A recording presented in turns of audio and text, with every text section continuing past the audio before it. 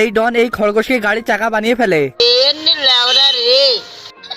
একদিন খরগোশ ব্যাংক থেকে তার গাজর বের করে একটি ট্যাক্সিকে থামায়।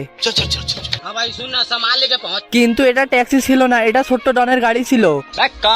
সে ব্যাংক ডাকাতি করতে এসেছিল। তখনই ডন খরগোশটিকে বন্দুক দিয়ে ভয় দেখাতে লাগে আর বলে এই কথা কাউকে বলিও না। তারপর তাকে কিডন্যাপ করে নেয়।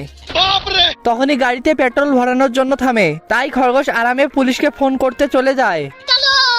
কিন্তু ডনের লোক তাকে টেনে নিয়ে যায়, তাই তার সাথে টেলিফোনকেও নিয়ে যায়। ফলে ওই পাশের পুলিশের অবস্থা তো।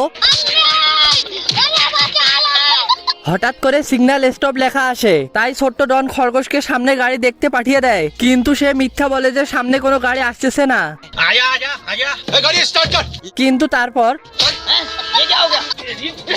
তারপর ডন তার কাছ থেকে গাড়িটি ঠিক করায় আর চাকা কম হওয়ার কারণে তাকে চাকা বানিয়ে দেয়।